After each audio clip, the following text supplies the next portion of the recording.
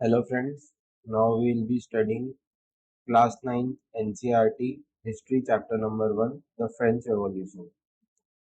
On the morning of 14 July 1789, the city of Paris was in a state of alarm. 14 जुलाई 1789 को Paris का जो शहर था वहाँ पे उपद्रव होने लगे. The king had commanded troops to move into the city. जो वहाँ के राजा थे उन्होंने ऑर्डर दिए कि जो सेना है वो शहर की तरफ आ जाए. Rumors spread that he would soon order the army to open fire upon the citizens. तो ऐसा कहा जाता है कि लोगों को ऐसा लगा कि आर्मी जो है वो आम नागरिक के ऊपर हमला कर देगी. Some 7,000 men and women gathered in front of the town hall and decided to form a people's militia. तो कुछ 7,000 पुरुष और महिलाएं जो है वो टाउन हॉल के सामने इकट्ठे हुए और उन्होंने लोगों की आर्मी बनाने का प्रयास किया. They broke into a number of government buildings in search of arms. तो वो हथियार की खोज में कई गवर्नमेंट बिल्डिंग्स में घुस गए.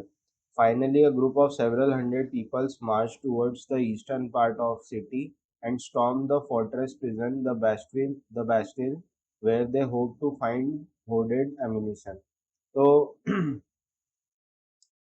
कई सौ लोग जो हैं वो शहर के पूर्वी हिस्से में गए और जो वहाँ का किला था और जो जेल थी वहाँ पे उन्होंने कुछ असला बारूद ढूंढने की कोशिश की. उन्हें लगा वहाँ पे मिलेगा. In the armed fight that followed, the commander of Bastille was killed and the prisoners released, though there were only 7 of them.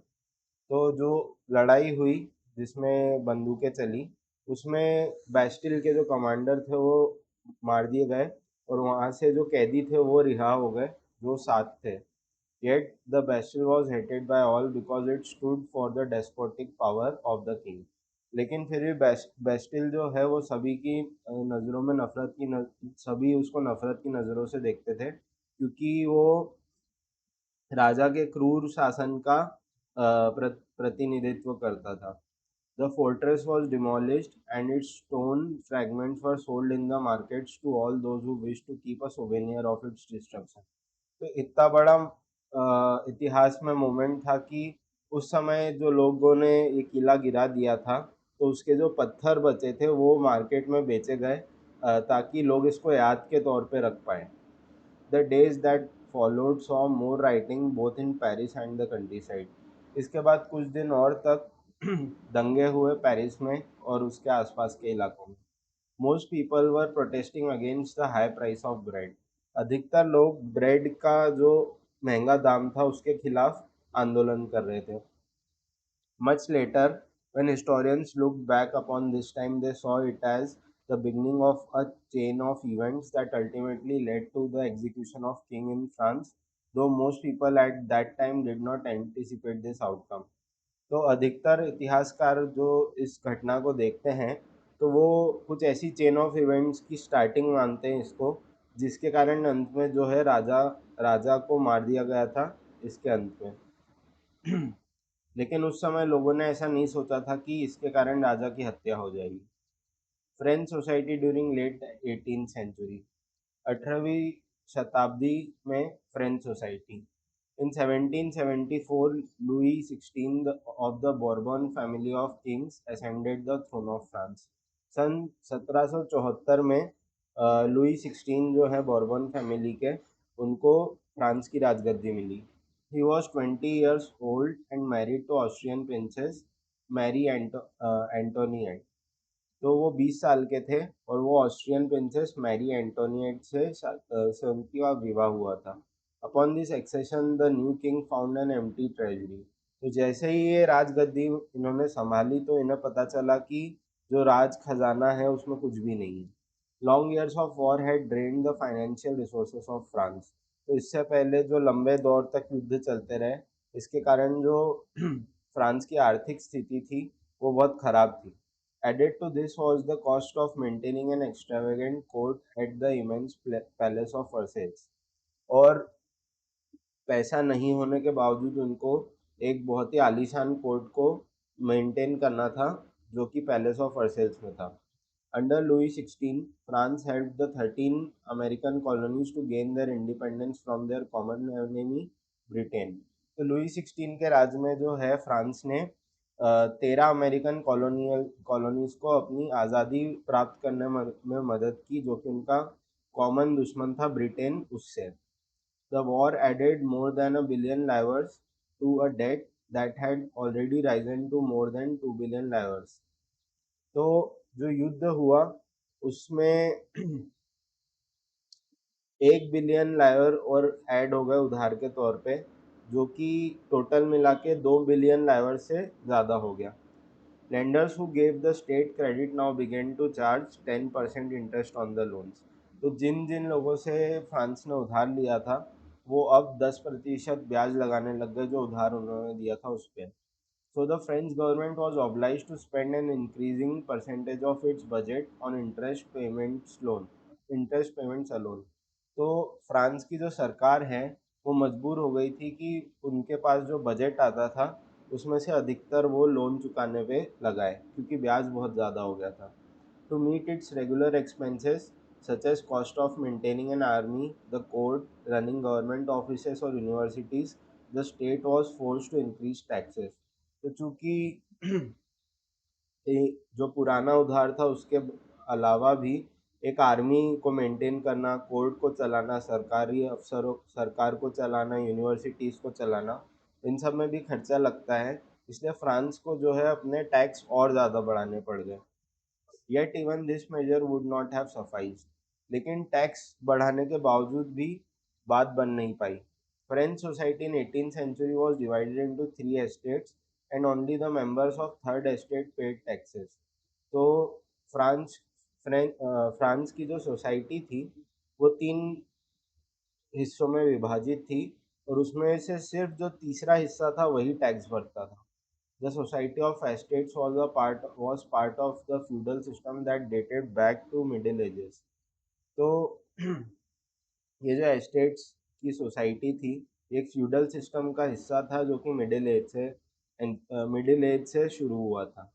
The term old regime is usually used to describe the society and institution of France before 1789।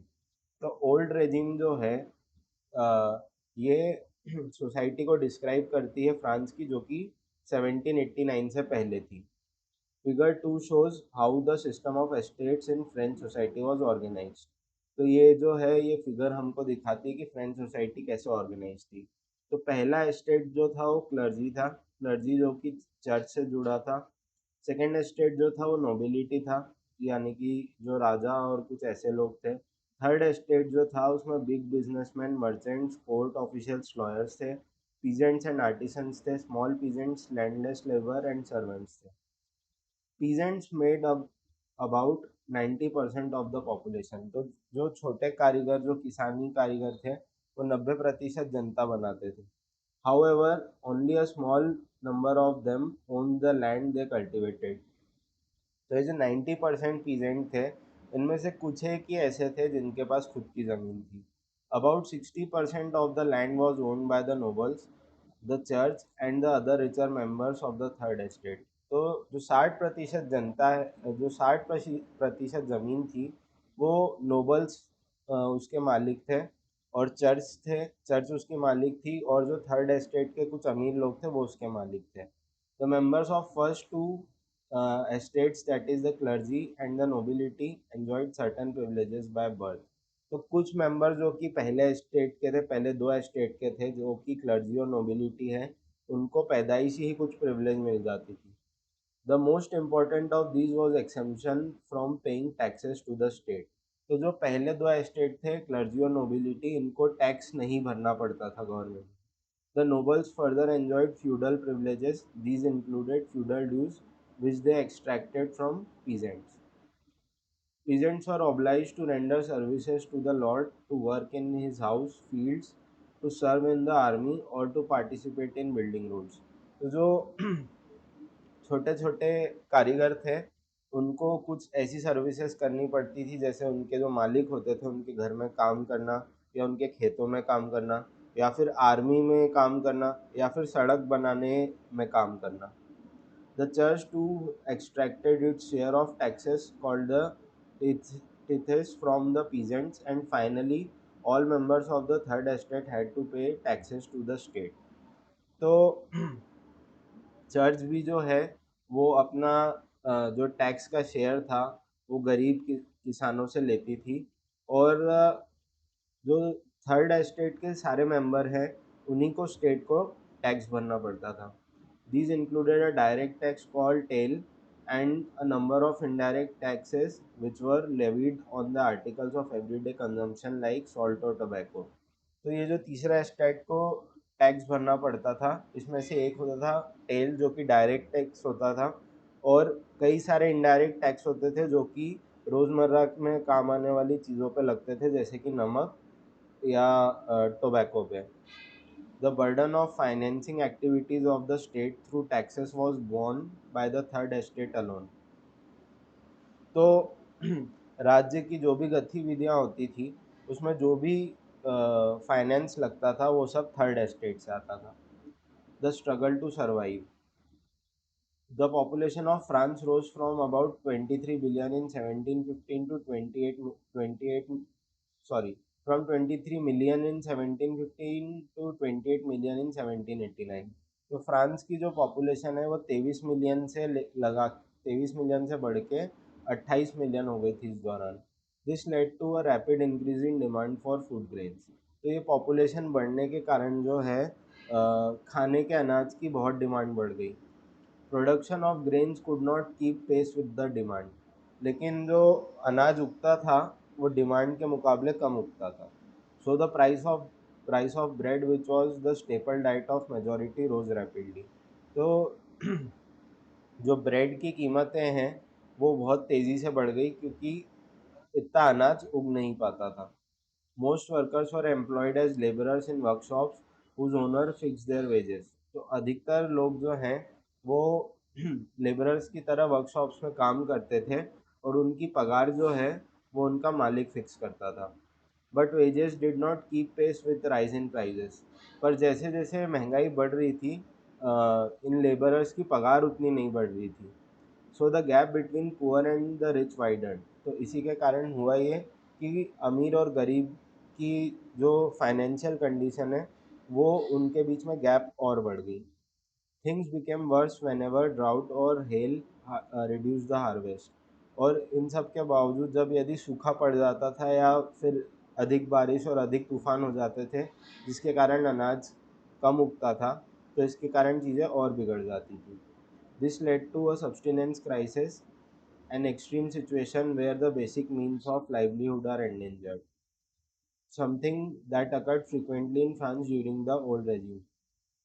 तो इसी कारण से क्या होता था कि आम व्यक्ति जो है वो अपना जीवन साधारण तरीके से भी नहीं जी पाता था, उसको बहुत समस्या आती थी ओल्ड रेजिम में. A growing middle class envisages an end to privileges. तो in the past, peasants and workers had participated in revolts against increasing taxes and food scarcity. पहले के समय में वहाँ के कारीगरों ने जो है कई आंदोलन किए टैक्स बढ़ने के कारण और खाने की कमी के कारण, but they lacked the means and programs to carry out full-scale measures that would bring about a change in social and economic order. पर किसानों ने और कारीगरों ने आंदोलन तो किए पर फुल स्केल मेजर नहीं हो पाते थे जिनसे सोशल और इकोनॉमिक ऑर्डर में कुछ परिवर्तन आए. This was left to those within the third estate who had become prosperous and had access to education and new ideas. तो कारीगर तो नहीं कर पाते थे लेकिन जो प्रोग्राम आयोजित करते थे वो जो थर्ड एस्टेट के अमीर लोग थे या जो पढ़े लिखे लोग थे जिनके पास नए आइडियाज़ थे वो कर पाते थे.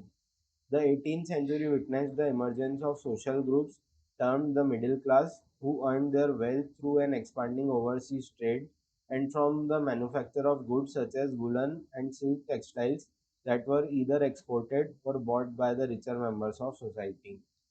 तो 18th सेंचुरी में एक नया ग्रुप बना जिसको बोलते हैं मिडिल क्लास, जो कि ओवरसीज ट्रेड यानी कि समुद्र के थ्रू विदेशों में ट्रेड करके और वुलन और सिल्क टेक्सटाइल्स बना के जो कि अमीर लोग पहनते थे, इसके कारण वो थोड़े अमीर बने।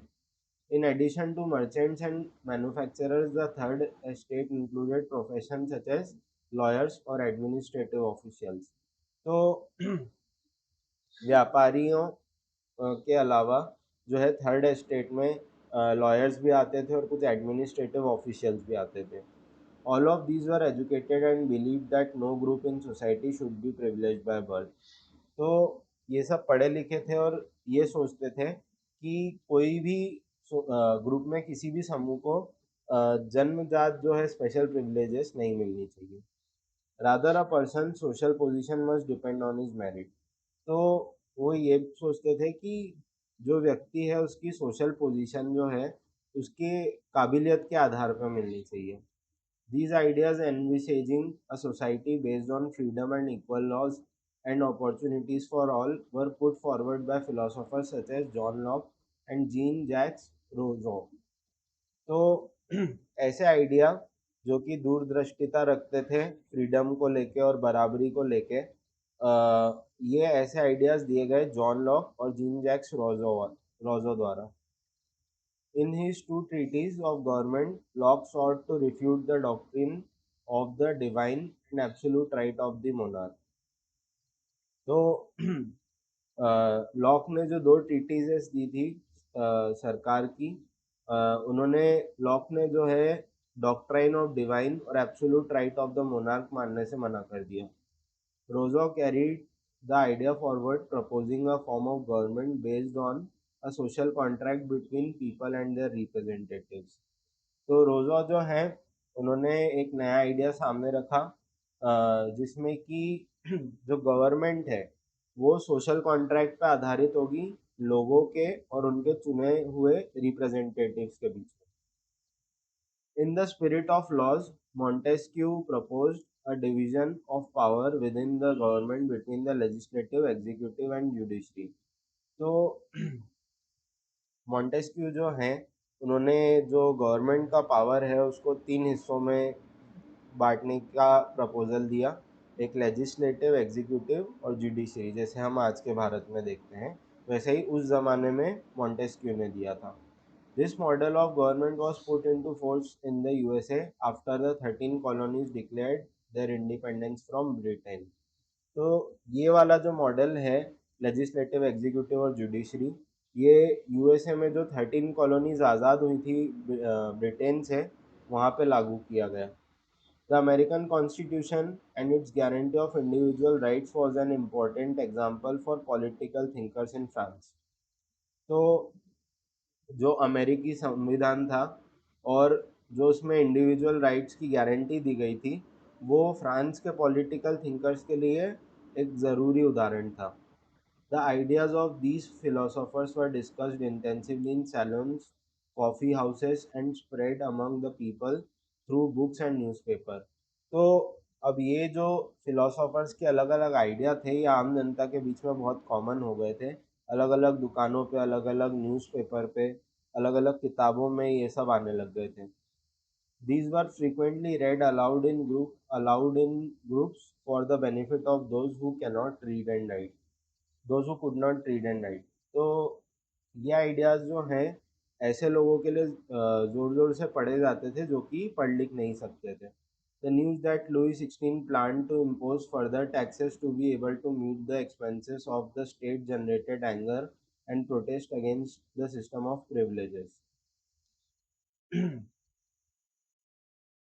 तो तो लुई 16 जो हैं उन्होंने थोड़े और टैक्सेस बढ़ाने की कोशिश की, ताकि वो वो जो है इस प्रोटेस्ट को दबा सकें। The outbreak of revolution, Louis 16 had to increase taxes for reasons you have learned in the previous section।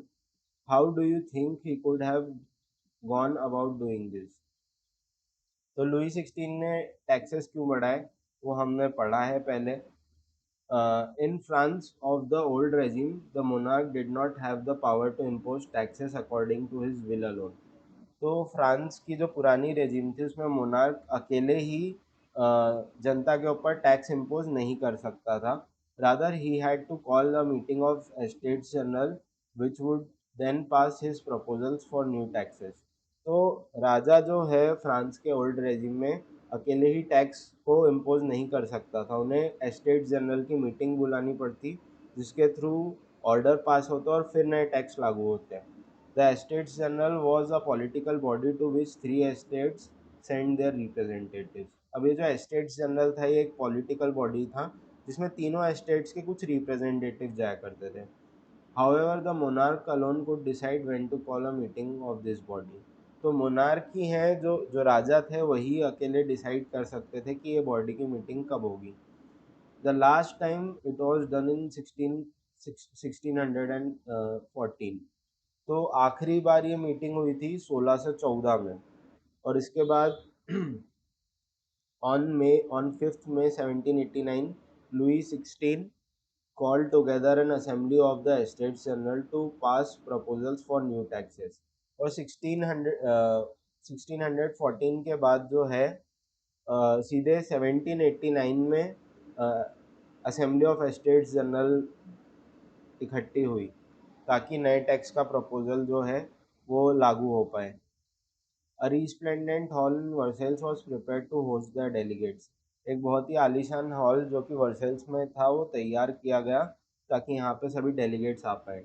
The first and second estate send 300 representatives each who were seated in the rows facing each other on the two sides। तो first और second estate जो कि clergy और nobility थे उसके 300 representative आए जो कि हॉल में एक दूसरे के सामने बैठे हुए थे। while the 600 members of the third estate had to stand at the back। जबकि जो थर्ड एस्टेट के जो 600 मेंबर्स हैं उनको पीछे खड़े होना पड़ा। तो third estate was represented by it's more prosperous and educated members. तो थर्ड एस्टेट जो था उसके जो ज़्यादा पढ़े लिखे और ज़्यादा अमीर लोग थे वो इस सभा में आए थे। Peasants artisans and women were denied entry to the assembly. तो कारीगरों को, कलाकारों को और महिलाओं को जो है इस असेंबली में एंट्री नहीं दी गई। However, their grievances and demands were listed in some 40,000 letters which the representatives had brought with them। हालांकि जो कारीगर, जो कलाकार और जो महिलाएं थी उनकी परेशानियां और उनकी मांगे जो हैं कुछ 40,000 पत्रों में ये रिप्रेजेंटेटिव्स अपने साथ लेके इस असेंबली में गए थे। Voting in the Estates General in the past had been conducted according to the principle that each estate had one vote। तो पहले एस्टेट जनरल की वोटिंग जो होती थी उसके हिसाब से ये होता था कि हर एस्टेट का एक वोट होता था। This time too Louis 16 was determined to continue the same practice. इस बार भी लुई 16 चाहते थे कि यही प्रोसेस चले। But members of the third estate demanded that voting now be conducted by the assembly as a whole, where each member would have one vote। लेकिन जो थर्ड एस्टेट के मेंबर्स थे वो ये मांग कर रहे थे कि अब एक नया तरीका अपनाया जाए जहाँ पे पूरी असेंबली वोट करे और हर सदस्य का एक वोट हो। This was one of the democratic principles put forward by philosophers like Rousseau in his book the social contract. तो ये जो है ये एक प्रकार का डेमोक्रेटिक प्रिंसिपल था जो रोजो ने अपनी किताब सोशल कॉन्ट्रैक्ट में दिया था। When when the king rejected this proposal, members of the third estate walked out of the assembly in protest।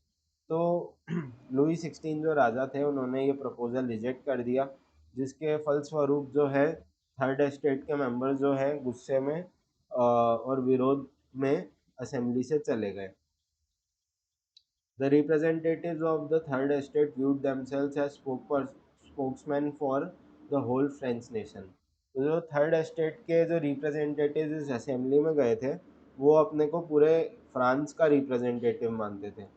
On 20 June they assembled in the hall of an indoor tennis court in the grounds of Versailles। 20 जून को जो ये third estate के जो representatives थे ये एक indoor tennis court में assemble हुए जो कि वर्सेल्स के एक मैदान में था।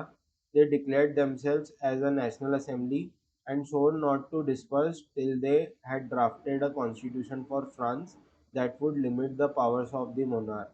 They were led by Mirabeau and Abbesius. तो ये जो थर्ड एस्टेट के रिप्रेजेंटेटिव्स थे, इन्होंने खुद को नेशनल असेंबली डिक्लेयर किया और इन्होंने कसम खाई कि ये जो एकत्रित हुए हैं ये तब तक अलग नहीं होंगे जब तक कॉन्स्टिट्यूशन ऑफ फ्रांस लिखा नहीं जाता, जिसके कारण जो कि राजा हैं उनके अधिकार थोड़े कम हो जाएंगे। इनके लीडर थे मीराबो और एबेसियस। Mirabeau was born in a noble family but was convinced of the need to do away with a society of feudal privilege. तो मीराबॉ जो हैं वो एक अमीर और नोबल परिवार में पैदा हुए, पर वो ये सोचते थे कि ये जो फ्यूडल प्रिविलेज वाली सोसाइटी है, इसको प्रिविलेजेस को हटा देना चाहिए। He brought out a journal and delivered powerful speeches to the crowds assembled at Versailles. तो इन्होंने एक जर्नल निकाली और ये काफ़ी पावरफुल स्पीचेस देते थे वर्सेल्स पे। अब यहाँ पे हम देख रहे हैं some important dates. 1774 Louis XVI becomes king of France, faces empty treasury and growing discontent within the society of the old regime। 1774 में लुई 16 जो है फ्रांस के राजा बनते हैं और उनको खाली खजाना जो है वो बहुत कम मिलता है, और जो फ्रांस है उसकी आम जनता ओल्ड रेजिम से बहुत परेशान है। 1789 convocation of estates general, third estates form national assembly, the Bastille is stormed, peasants revolt in the countryside. तो 1789 में कॉन्वोकेशन ऑफ एस्टेट्स जनरल होता है, थर्ड एस्टेट जो है नेशनल असेंबली बना लेता है, बैस्टिल पे हमला होता है और जो कारीगर हैं वो कंट्री साइड में रिवोल्ट करते हैं। 1791 A constitution is framed to limit the powers of the king and to guarantee basic rights to all human beings।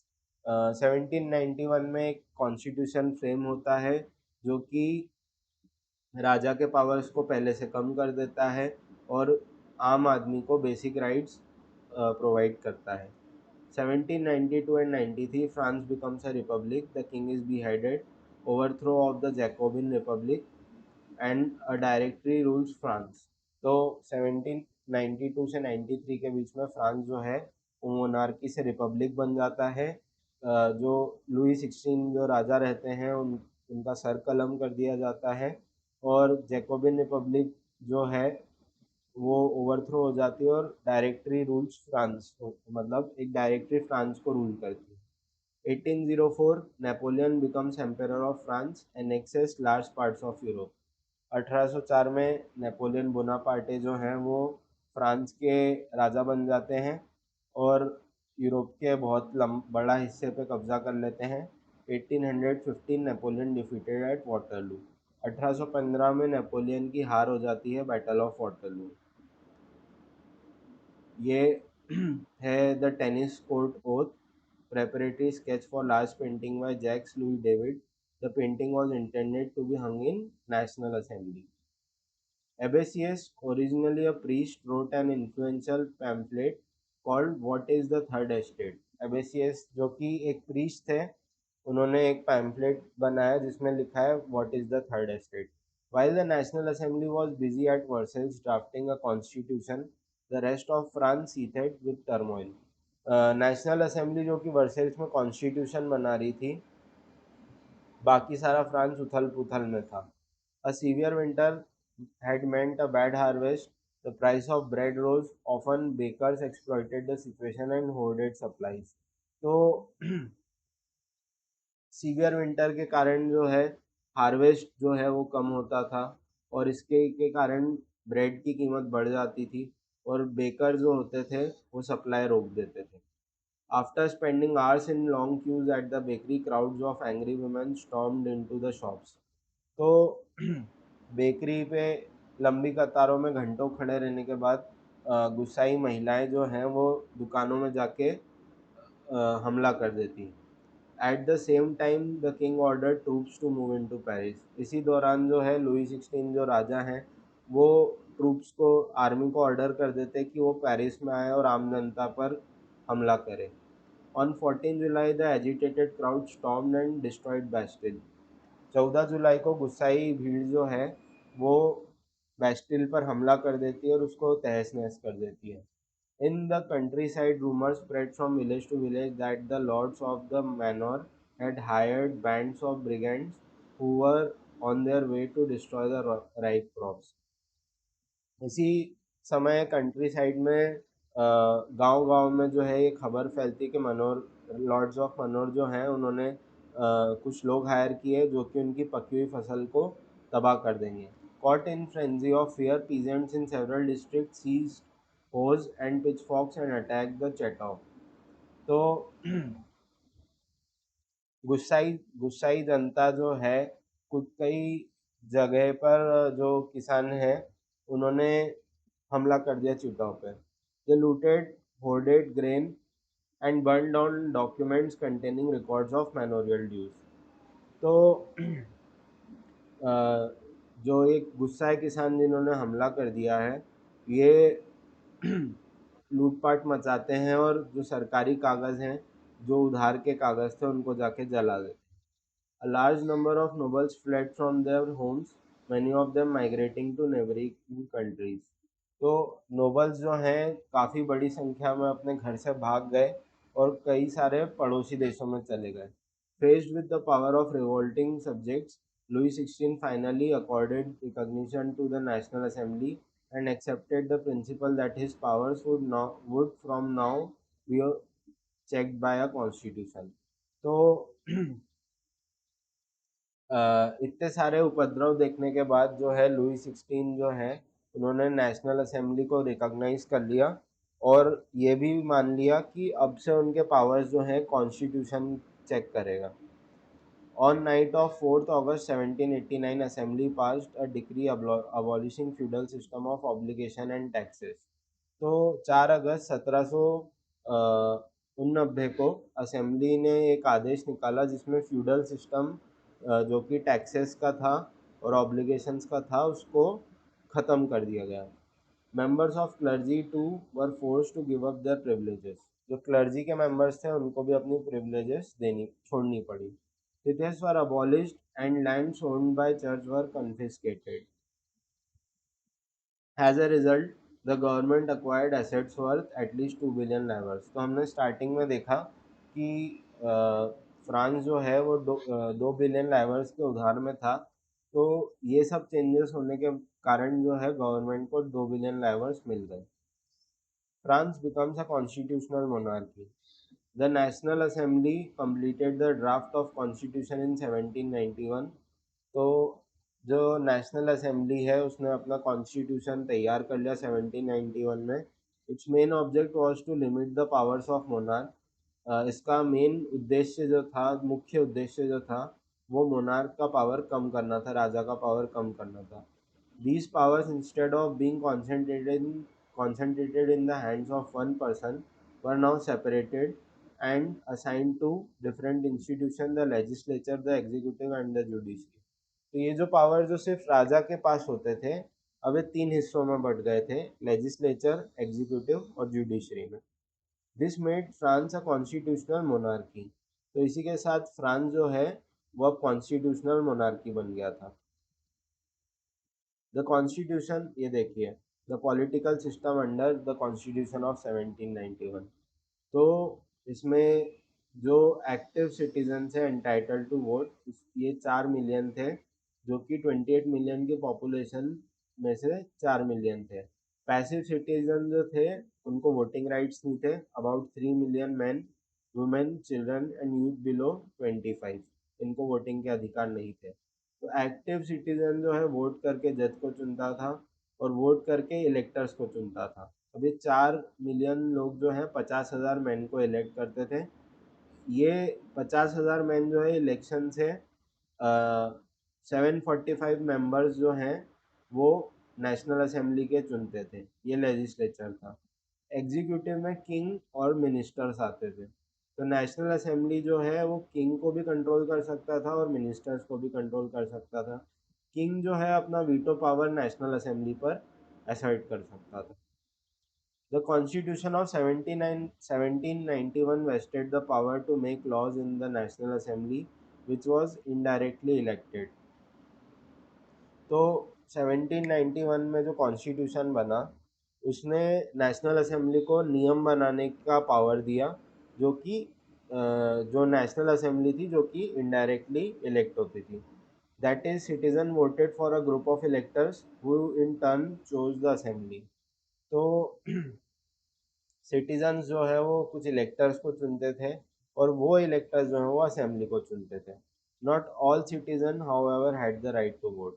तो सभी सिटीजन्स के पास वोट का अधिकार नहीं होता था.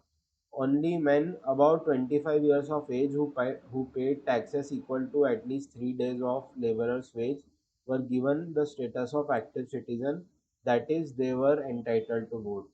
तो 25 साल से जो बड़े पुरुष थे, जो कि इतना इतना टैक्स भरते थे, जो कि 3 दिन लेबरर्स वेज के बराबर होता था या उससे ज़्यादा होता था, उन्हीं को एक्टिव सिटीजन का स्टेटस मिलता था और उन्हीं को वोट करने का भी अधिकार मिलता था.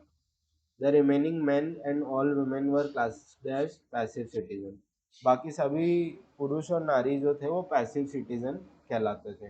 To qualify as an elector and then as a member of assembly, a man had to belong to highest bracket of tax pair.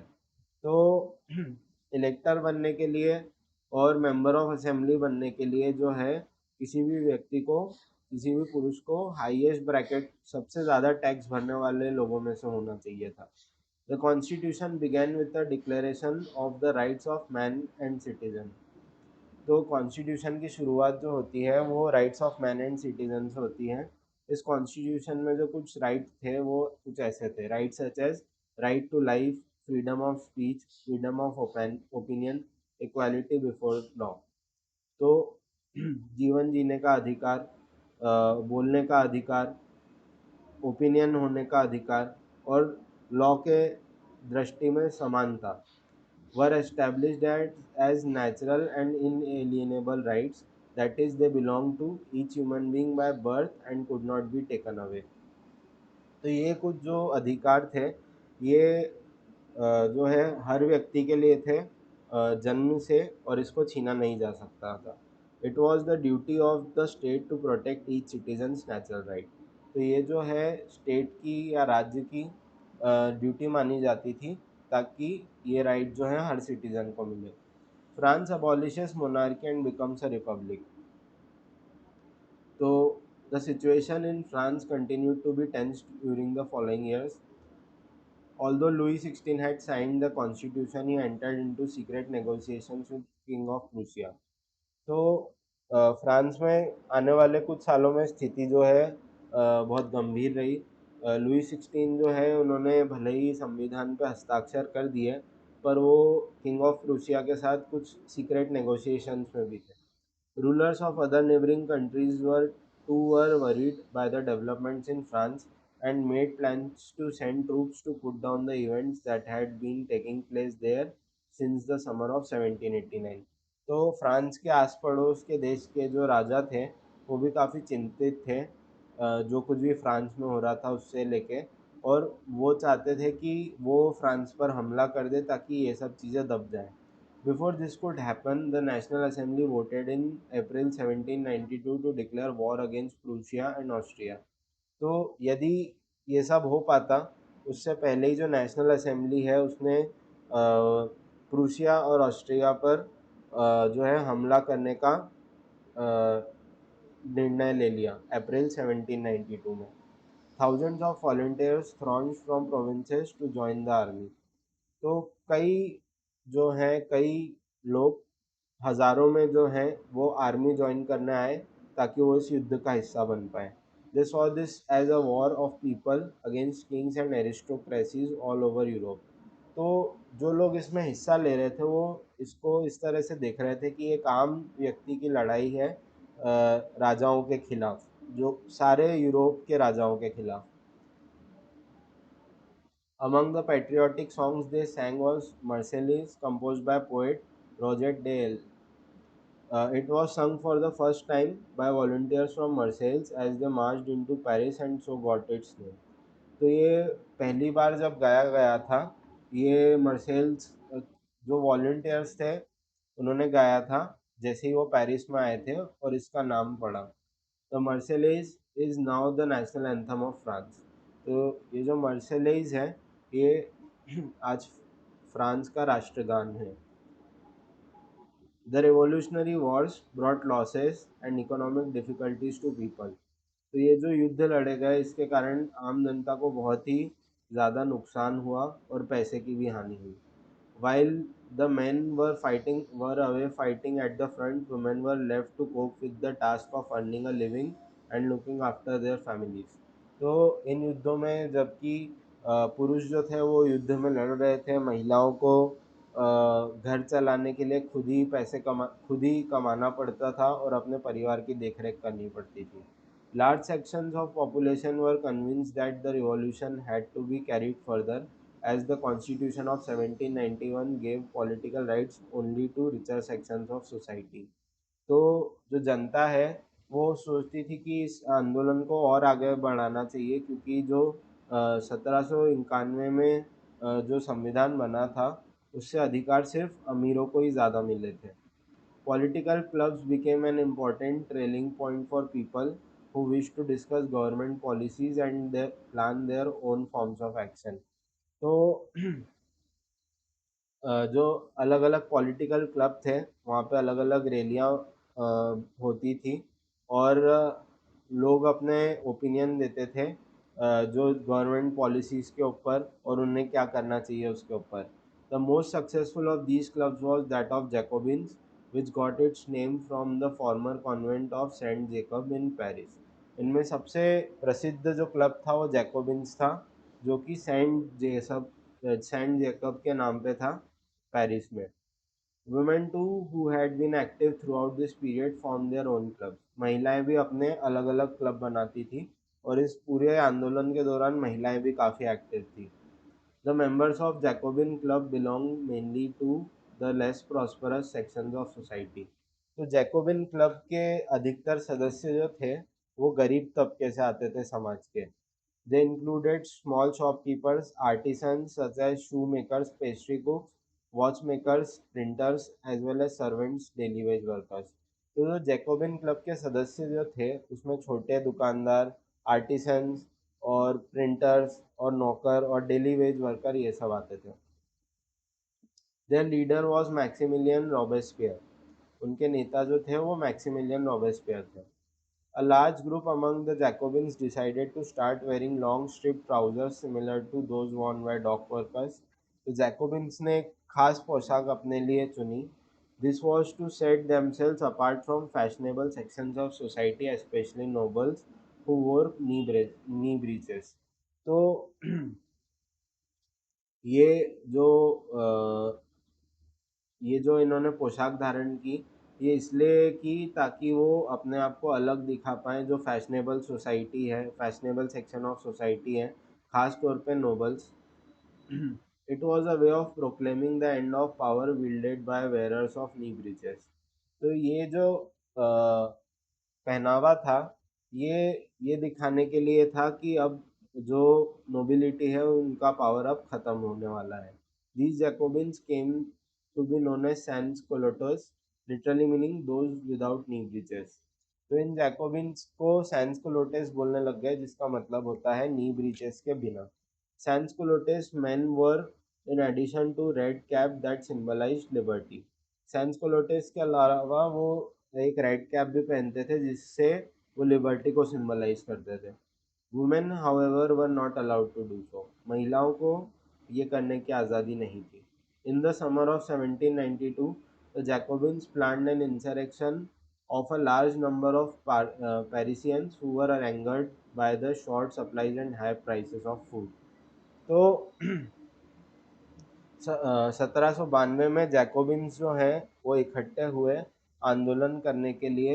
पेरिसी लोगों का पेरिसी लोग थे उसमें जो कि खाने के बढ़ते दाम और कमी के कारण गुस्साए हुए थे। On the morning of August 10 they stormed the palace of Tuileries, massacred the king's guard and held the king himself as hostage for several hours। तो 10 अगस्त की सुबह जो है ये जो जैकोबिन्स थे, इन्होंने पैलेस पे हमला किया और राजा के जो रक्षक थे उनको मार डाला और राजा को भी काफ़ी देर तक कब्जे में करके रखा। Later the assembly voted to imprison the royal family. थोड़े ही कुछ समय बाद जो है असेंबली ने रॉयल फैमिली को कैद करने का निर्णय दिया। Elections were held. From now all men of 21 years and above regardless of wealth got the right to vote. इसके बाद 21 साल के सभी पुरुषों को चाहे वो कितने भी अमीर हो या गरीब हो, उनको वोट देने का अधिकार मिला। The newly elected assembly was called the convention. जो नई असेंबली जो इलेक्ट हुई उसको कन्वेंशन बोला गया। On September 21, 1792 it abolished the monarchy and declared France a republic. तो 21 सितंबर 1792 को मोनार्की ख़त्म होके फ्रांस जो है एक रिपब्लिक बन गई। As you know, a republic is a form of government where the people elect the government, including the head of government. There is no hereditary monarchy. तो जैसे कि आपको पता ही होगा कि रिपब्लिक ऐसी सरकार है जहाँ पे आम जनता जो है सरकार को चुनती है और सरकार के हेड को चुनती है और इसमें हेरिडिटरी मोनार्की नहीं होती है। Louis 16 was sentence to death by a court on charge of treason. तो लुई 16 को कोर्ट ने जो है मौत की सज़ा दी देशद्रोह के आरोप में।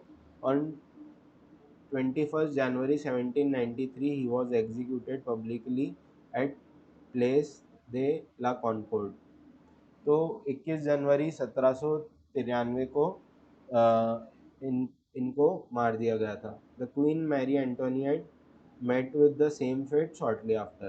तो जो क्वीन थी उनको भी सेम सज़ा दी गई थोड़े दिन बाद। The reign of terror. The period from 1793 to 94 is referred to as reign of terror. तो 1793 से 1794 का समय जो है उसको रेन ऑफ टेरर कहा जाता है। Robespierre followed a policy of severe control and punishment. तो रॉबेस्पियर जो है उन्होंने बहुत ही ज़्यादा कंट्रोल और पनिशमेंट की पॉलिसी फॉलो की। All those whom he saw as being enemies of the republic, ex-nobles and clergy, members of other political parties, even members of his own party who did not agree with his methods were arrested, imprisoned and then tried by revolutionary tribunal। तो जो Robespierre हैं वो जिनको भी अपना enemy समझते थे, x nobles और क्लर्जी, दूसरे पॉलिटिकल पार्टीज़ के मेंबर और अपनी ही पार्टी के कुछ ऐसे मेंबर जो कि उनके तौर तरीक़ों में विश्वास नहीं रखते थे, उनको अरेस्ट कर लिया जाता था, जेल में डाल दिया जाता था और फिर उनके बाद उनके ऊपर केस चलता था। If court found them guilty they were guillotine. तो यदि कोर्ट इन केस चलने के बाद यदि कोर्ट उन लोगों को गिल्टी पाता था तो इनको गुलोटिन नाम के एक डिवाइस से मार दिया जाता था। The guillotine is a device consisting of two poles and a blade with which a person is beheaded। तो गुलोटिन ऐसा डिवाइस है जिसमें दो पोल होते हैं और बीच में एक ब्लेड होती है और इससे जिनको सज़ा देनी है उनका सर कलम कर दिया जाता था। It was named after doctor Guillotin who invented it. इसका नाम डॉक्टर गुलोटिन के नाम पे पड़ा है जिन्होंने इसका आविष्कार किया था। Robespierre's government issued laws placing a maximum ceiling on wages and prices। तो रॉबेस्पियर की सरकार जो है उसने तनख्वाहों पे और चीज़ों की कीमतों पे मैक्सिमम प्राइस लगा दिया था। Meat and bread were ration. तो मीट और ब्रेड जो है वो राशन हुए। Peasants were forced to transport their grain to cities and sell it at fixed price at prices fixed by the government। तो जो छोटे किसान थे उनको मजबूर किया जाता था कि वो अपना अनाज जो है शहरों में भेजें और उसको फिक्स दाम पे भेजें जो कि सरकार ने तय किया है। The use of more expensive wheat flour was forbidden। All citizens were required to eat pain day egglight, equality bread, a loaf made of whole wheat। तो जो महंगा आटा था उसको बंद कर दिया गया और सभी नागरिकों को पेंडेग्लाइट नाम की ब्रेड, जो कि होल व्हीट से बनती थी, वो खाना पड़ती थी। Equality was sought to be practise through forms of speech and address. तो सभी को एक दूसरे से इक्वालिटी में ही बात करनी पड़ती थी। Instead of traditional monster and madam, all French man and women were henceforth citoyen and citoyenne। तो जो मॉन्सर और मडाम का कल्चर फ्रांस में चलता था, ये हटाकर अब सिटोयन और सिटोयनी यानी कि सिटीजन से एक दूसरे को संबोधित किया जाता था। Churches were shut down and their buildings converted into barracks और ऑफिसेस। तो चर्चों को बंद कर दिया गया और उनकी जो बिल्डिंग है उसको बैरक्स या ऑफिस में तब्दील कर दिया गया। Robespierre pursued his policy so relentlessly that even his supporters began to demand moderation। तो रॉबेस्पियर जो है अपनी नीतियों को बहुत ही रिलेंटलेसली जो है अप्लाई करते थे, और इतना अति कर देते थे कि उनके सपोर्टर भी बोलते थे कि थोड़ा आराम से चीज़ों को चलाया जाए। Finally, he was convicted by a court in July 1794, arrested and on next day sent to guillotine।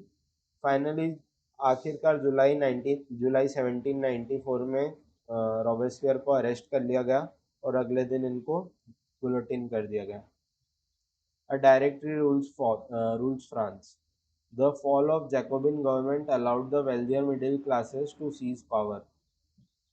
तो जैकोबिन गवर्नमेंट गिरने के बाद जो है अमीर मिडिल क्लास जो है उनको पावर मिला।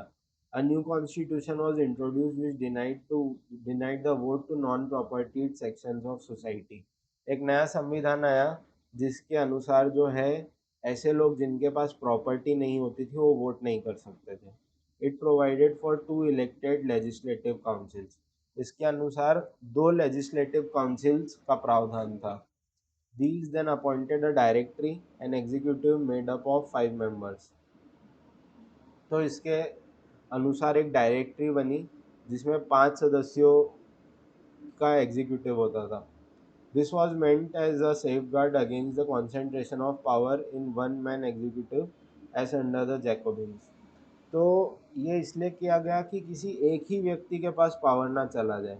However, the directors often clashed with the legislative councils, who then sought to dismiss them।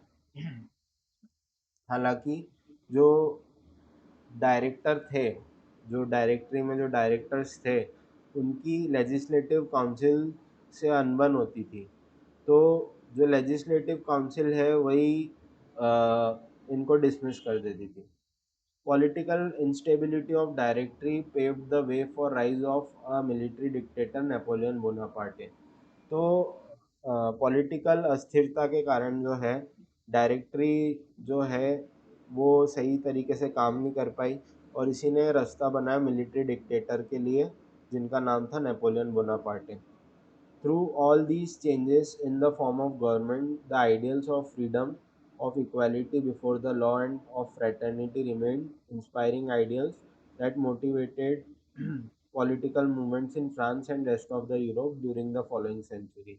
तो इन्हीं सब परिवर्तनों के कारण, इन्हीं सब आइडियल्स के कारण, फ्रीडम के और इक्वालिटी के और इक्वालिटी बिफोर द लॉ और फ्रीडम के जो आइडियल्स थे, इसी ने फ्रांस में पॉलिटिकल मूवमेंट को इंस्पायर किया और पूरे यूरोप में भी इंस्पायर किया आने वाली सेंचुरी में।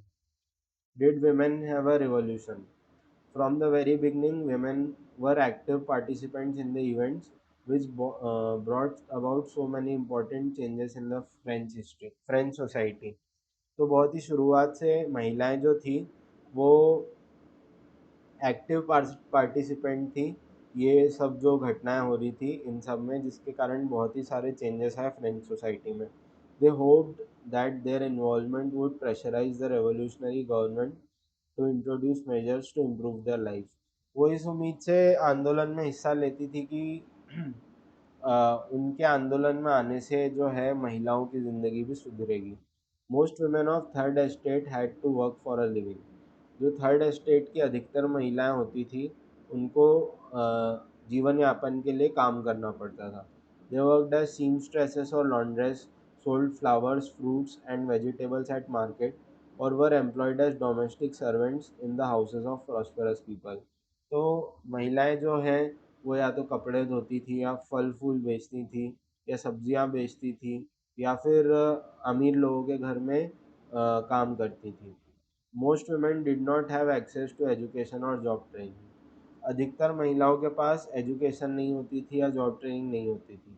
ओनली डॉटर्स ऑफ नोबल्स और wealthier members of the third estate could study eight convent after which their families arrange the marriage for them.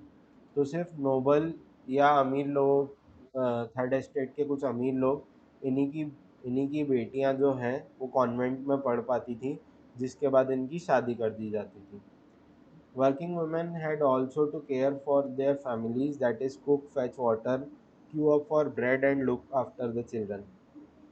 तो जो काम करने वाली महिलाएं थी उनको अपने परिवार की देख रेख भी करनी पड़ती थी, जिसमें वो खाना बनाती थी, पानी लेकर आती थी, ब्रेड के लिए कतारों में खड़ी रहती थी और बच्चों को देखती थी. Their wages were lower than those of men. तो महिलाओं की पगारें जो है वो पुरुषों से कम होती थी. In order to discuss and voice their interest, women started their own political clubs and newspapers. तो महिलाएं भी अपनी बात सामने रखना चाहती थी, तो इसके लिए उन्होंने खुद के पॉलिटिकल क्लब बनाए और अखबार बनाए. About 60 women's club came in different French cities. तो अलग अलग फ्रांस के शहरों में करीब 60 वुमेन्स क्लब सामने आए. The society of revolutionary and Republican women was most famous of them. तो one of their main demands was that women enjoy the same political rights as men. तो ये जो महिलाओं के क्लब्स बने, इनकी डिमांड थी, मुख्य डिमांड थी कि महिलाओं को भी सेम पॉलिटिकल अधिकार मिले जो पुरुषों को मिलते हैं. Women were disappointed that Constitution of 1791 reduced them to passive citizen. तो महिलाएं इस बात से नाराज थी कि 1791 का जो संविधान था उसमें महिलाएं सिर्फ पैसिव सिटीजन ही थी. They demanded the right to vote, to be elected to the assembly and to hold political office. महिलाएं वोट करने का अधिकार चाहती थी और ये भी चाहती थी कि उनको असेंबली का एक हिस्सा बनाया जाए और उनका एक पॉलिटिकल ऑफिस हो. Only then they felt would their interest be represented in the new government.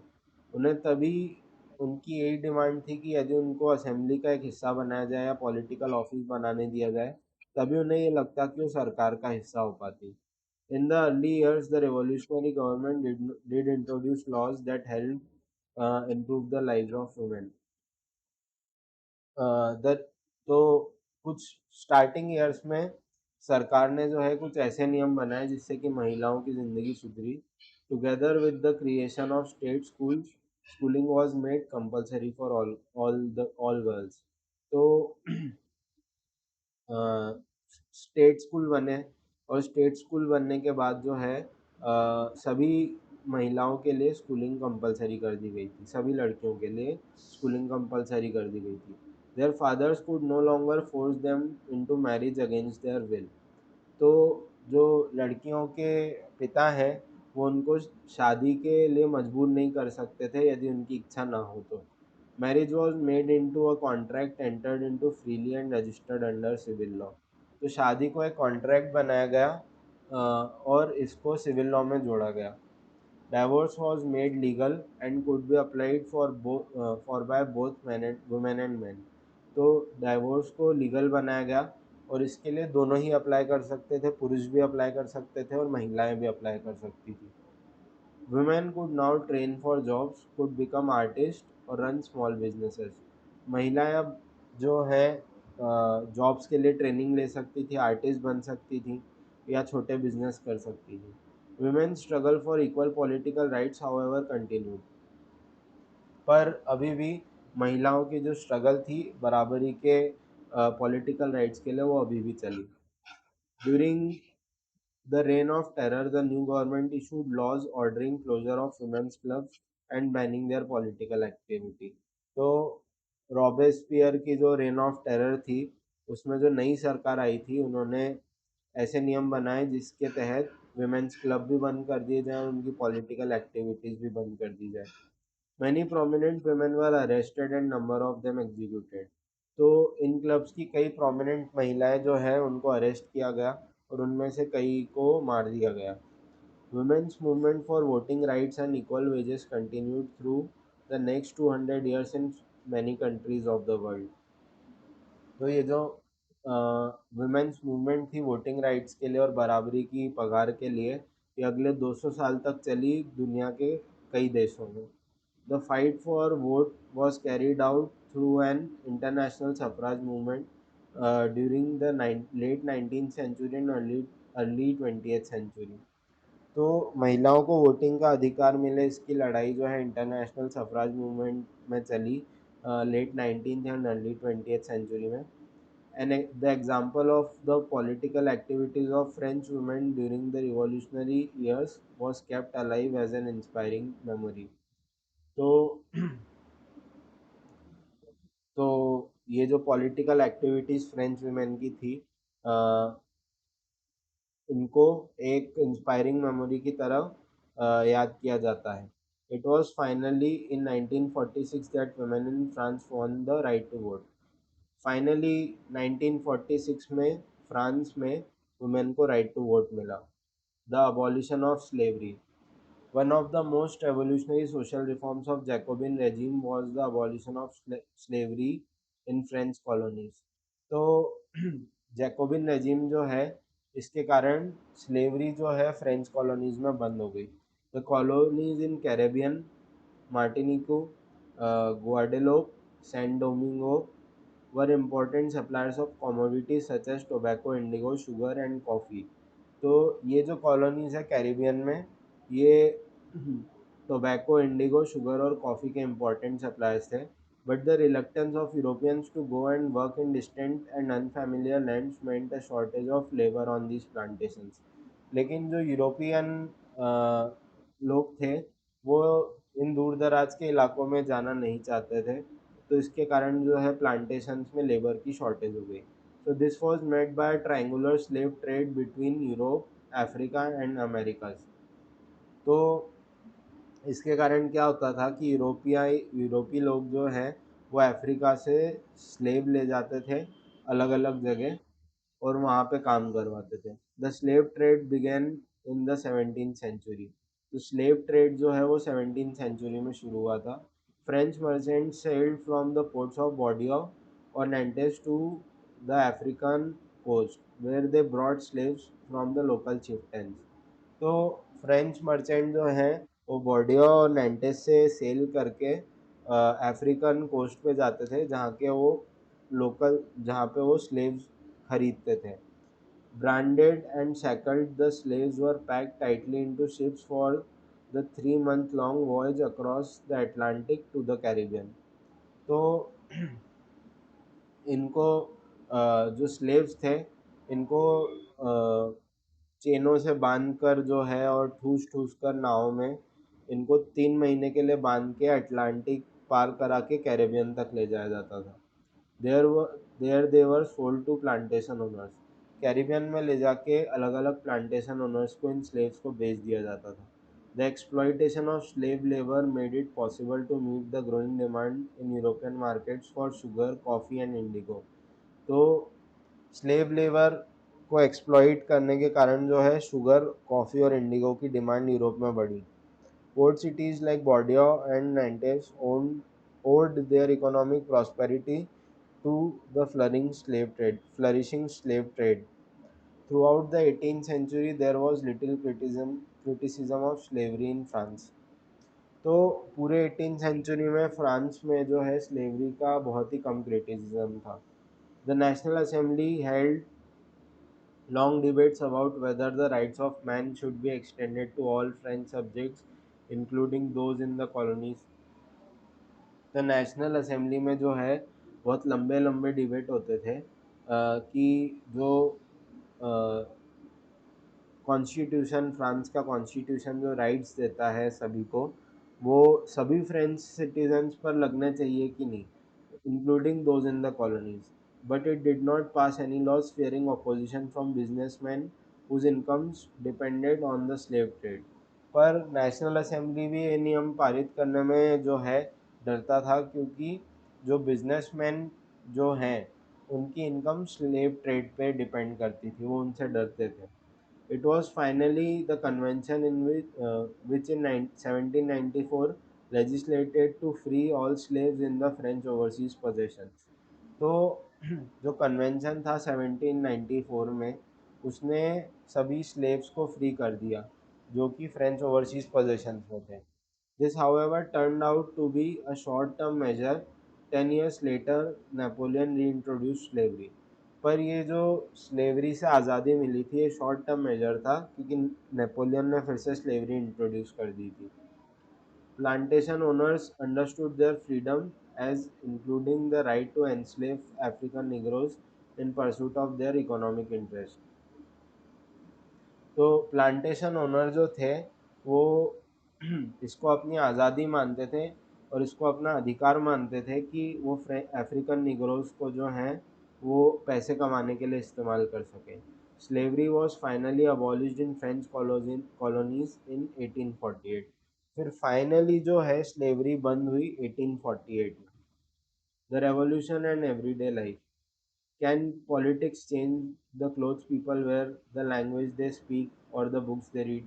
क्या पॉलिटिक्स के कारण ये सब चीज़ें बदली जा सकती हैं कि लोग किस प्रकार के कपड़े पहनते हैं, किस प्रकार की भाषा बोलते हैं, कौन सी किताबें पढ़ते हैं? The years following 1789 in France saw many such changes in the lives of man, women and children.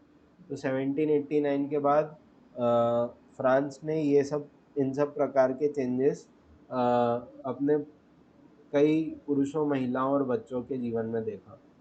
The revolutionary governments took it upon themselves to pass laws that would translate the ideals of liberty and equality into everyday practice.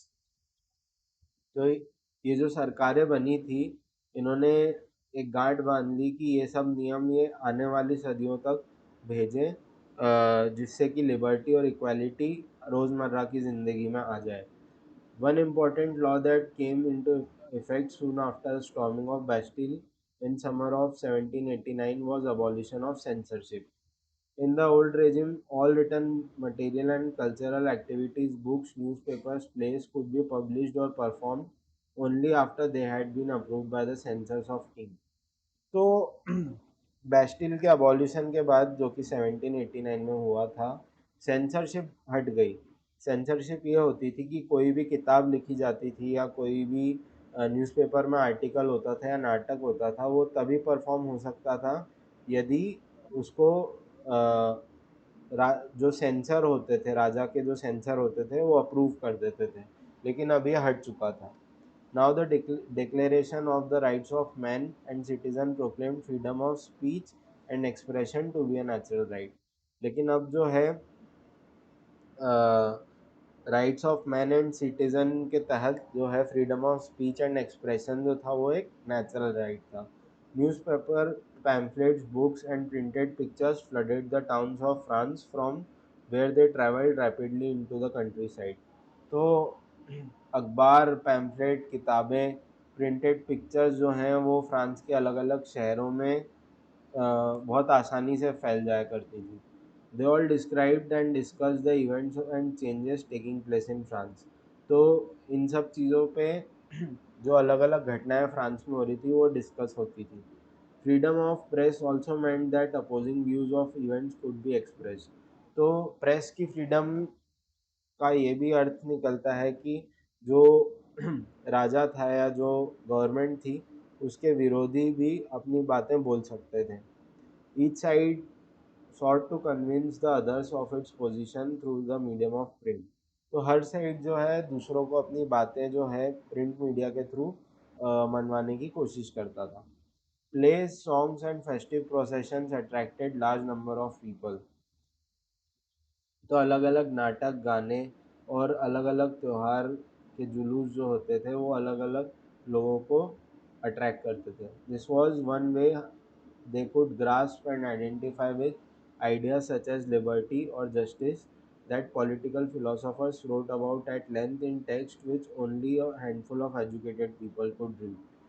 तो इस तरह से liberty और justice के जो idea जो हैं वो अलग अलग लोगों तक पहुँचे, बहुत ही लंबे लंबे ऐसे टेक्स्ट पहुँचे जो कि पढ़े लिखे लोग होते थे उन तक। Conclusion, in 1804 Napoleon Bonaparte crown himself emperor of France. 1804 में जो है नेपोलियन बोनापार्टे ने खुद को फ्रांस का राजा घोषित कर दिया। He set out to conquer neighboring European countries, dispossessing dynasties and creating kingdoms where he placed members of his family. तो नेपोलियन जो है वो आस पड़ोस के अलग अलग यूरोपियाई देशों पे हमला करने लग गए और उन पे कब्जा करने लग गए और अपने परिवार के अलग अलग सदस्यों को वहाँ के राजा बनाने लग गए। Napoleon saw his role as moderniser of Europe.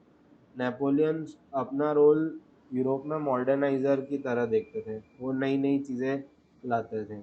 He introduced many laws such as protection of private property and a uniform system of weights and measures provided by the decimal system. तो कुछ नियम जो Napoleon लाए थे उनमें से एक था प्राइवेट प्रॉपर्टी का प्रोटेक्शन और uniform system of weights and measures और decimal system provided by decimal system. Initially many saw Napoleon as a liberator who would bring freedom for the people.